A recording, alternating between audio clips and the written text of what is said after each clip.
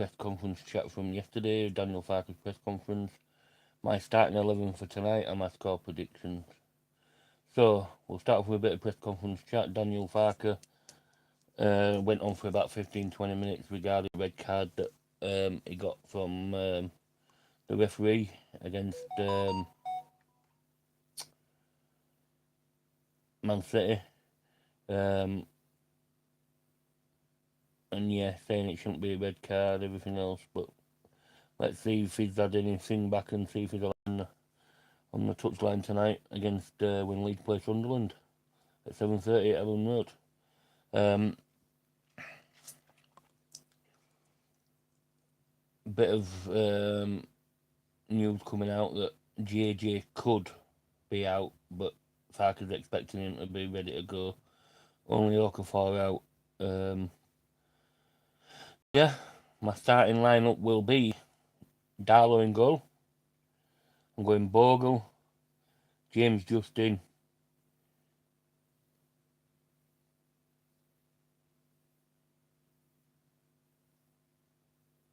Rodon, Pascal, Gabby. Middle two, I know people aren't going to want it, but I think he plays Gruev. Dillo, big up Daniel. Yeah, I think he plays Gruev. I don't know why. I just think he likes him. I think he plays Gruev in there with Ampadu and Stack. And I know we all want to see Nemetra up front with Calvert-Lewin, but I don't think it happens. I think he goes Aronson in behind DCL. And yeah, smash a like and subscribe as well, please, if you haven't already, people. Yeah, I think that's how we'll see it. I don't think he's going to drop Gruev. He likes having two in there for some reason.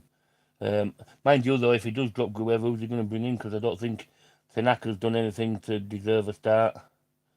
I don't think Longstaff's done anything to deserve a start. Don't we all do? Morning, Michael. I don't think Longstaff's done anything to deserve a start. I don't think Buonanotte done anything to get a start, so I think he stays with Gruev. For me, Tanaka's way out of this league. He's way out of it. If you just, like I keep saying, he was in the J League, then he joined Bundesliga 2 side, then he joined us in the Championship, and then in the Premiership. So the Championship is the highest that he's ever played at before we moved to the Premiership. So for me, Tanaka's struggling a bit. I think he can't get used to the speed of the game. I think he's more of a Championship player, to be honest. People aren't going to like it, but that's how I think it is. And my score prediction tonight, I'm going Leeds United 3, Sunderland 1. Yeah, I'd play him up front, but I don't think he's going to do. I think he'll play. I think he'll play.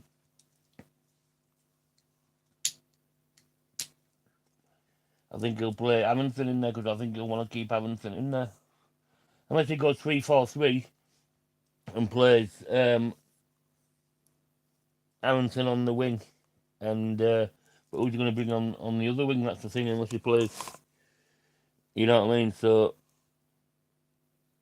and I don't think none of those deserved anything to start neither. So maybe this could be a game for Buonanotte and Aronson.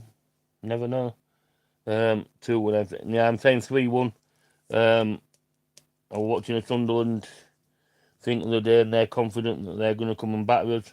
That's only because they thought Farker might not be on the thing. I said, yeah, but looking at it this way, I said, last time Farker was sent off, he was up in the stands and we battered Sheffield United, so don't be counting it as thing. But for me, yeah, 3-1 Leeds United at home tonight. Goal scorers. Right, let's go. I'm going to go Stack, Calvert-Lewin, and I'm gonna put one out here that Gabby Goodmanson gets his first goal for Leeds United. So yeah, Gabby Goodmanson gets his first goal for Leeds in a 3-1 win. Why is Fark so reluctant to play?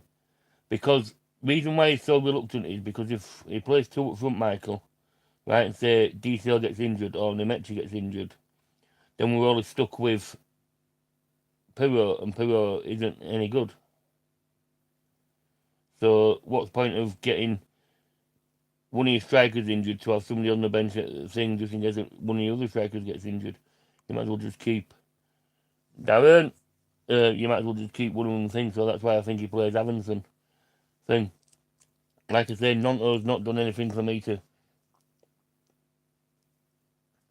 deserve a start. Neither Tanaka. So that's why he don't play Nemetra up front. He doesn't trust Perot to come on and win his games. So yeah.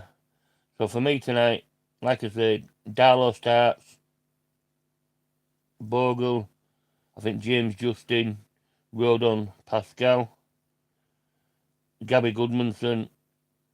People aren't going to want to hear it, but I think he plays Gruev with Ampadu and Stack, and then just behind DCL will be Avanson and DCL up top. Do you know it's not? Why is the pressure on it? Why is the pressure on if Leeds don't win tonight? Because for me, even if we don't win tonight, it's no big deal. We're still going to be 6 points ahead of West Ham, and then West Ham I think I've got Fulham, and that's not going to be an easy game. So there's no pressure on it at all for me. So win, lose or draw, win would be it would be huge, but if we don't win, it's still no big deal. But you'll get fans. Oh, you know what I mean? Fark needs to be sacked. We can't even beat Sunderland. Sunderland have been a really good team. Manchester Rovers rule. All right, that's tell me your name. So yeah, for me, it's no big deal if we lost tonight. It's not going to make any difference. It's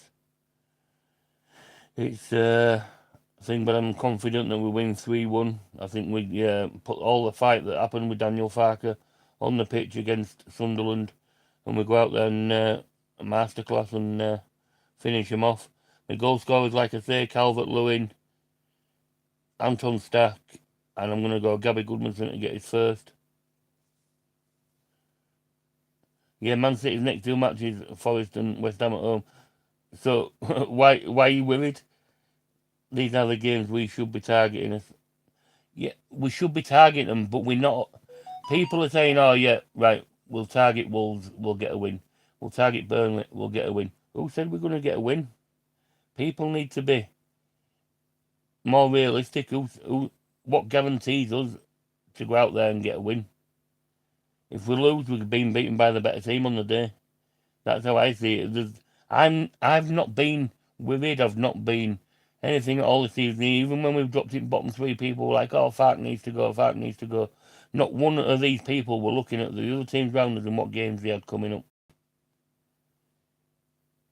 You know what I mean? So for me, I've never been worried. What will be will be.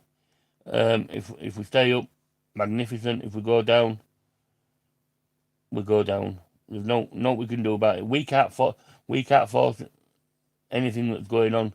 It's alright saying, "Oh well, we're going down" and things like that. We can't. I don't know why people get rid over it, because you can't do anything about it. You know what I mean? It's alright if you was in charge of Daniel Farker's job and you could try to do something about it. But why worry over something you can't force? This is how I see it. And when people start getting, "Oh, it's ruined my weekend," why has it ruined your weekend? Don't let it get to you.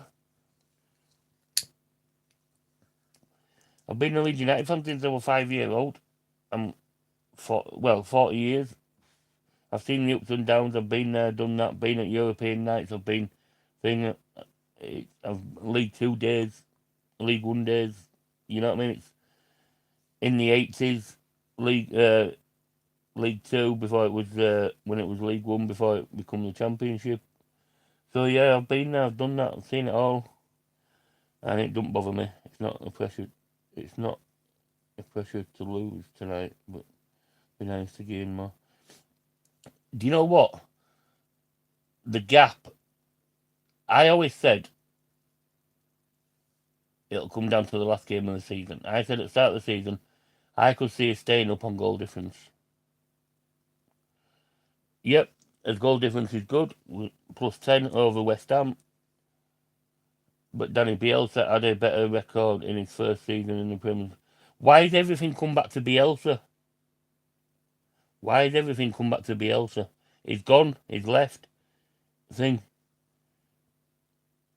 You know what I mean? People keep bringing up Bielsa, he's gone and left, he's never coming back. Bielsa had a better record in the first season in the Premier League with Leeds United than Farke. That's why people think Farke should have been sacked. Why Farke always starts off slow. Every league he's in, he starts off slow. Doesn't make a difference whether Bielsa had a better start. You know what I mean?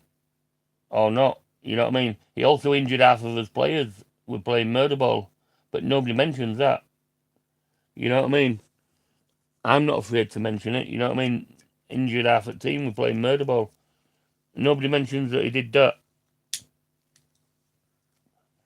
You know what I mean? So, for me, Daniel Farke's doing a great job. There is talks already that he could be offered a new contract at the end of the season. But Farke's keeping it on hold at the moment to see if we stay up. For me, they should offer him it because I think we stay up anyway.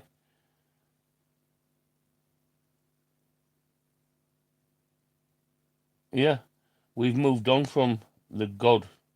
Farke's done a brilliant. Yeah, exactly. You know what I mean? Bielsa was offered players. Yeah, they might not have been better than what we had back then, but we had injuries. Them players that have helped us. All right, they might not have been upstanding, but they've still helped us. But Bielsa refused them. So you know what I mean? Bielsa's gone. People need to get over it. He's never coming back. And I don't think he'd have stayed any longer if we'd have stayed up.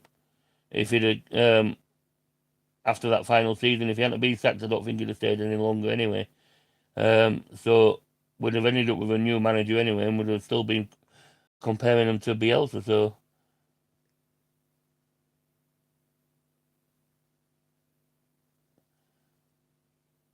right, so the previous board, the 49ers were part of. The 49ers stopped Jack Harrison going to Leicester when we could have sold him in Bielsa days. Yeah, the only other thing, didn't have a thing. But Bielsa knew that Radrizzani didn't have the funds to do what he needed to do. I don't know why people. Good job not signing JSL. Save money. Yeah, exactly. People, let's get Jorgen Strand Larsen in. What they didn't realise is that money was coming off at summer transfer window. So if we'd have bought him for 40 million, we'd have had 60 million to spend next season. Because we've only got 100 million again to spend next season. So, unless we sell some players. So, don't be thinking we're going to go out and spend loads. I think we're going to use that 100 million or whatever we get if we sell a couple of players on as well. Might get 3 or 4 extra better players in. I don't think it's going to be a full 10 like we did last time. So, for me, Bielsa needs to be forgot about. I know it's hard for people. Yeah, but that's the only trouble though, Callum. Can he promise to score goals? You know what I mean? If he could promise to get us 20 goals a season, I'd have him. Pardon the pun. But yeah. Look, Leeds still after Callum Wilson. Not Callum, Harry Wilson. You know what I mean? It's let's see. They're meant to be the favourites in the summer to get him on a free transfer. But if that's the case, who are we getting rid of? Dan James going? You know what I mean? Because he plays on the same side. This is what you got to think of. You know what I mean? We get Harry Wilson and we get players in. Who's going? For me, I think Tanaka goes in the season. I think Nonto could go, but if Nonto goes, his previous team have got a 40% sell-on clause.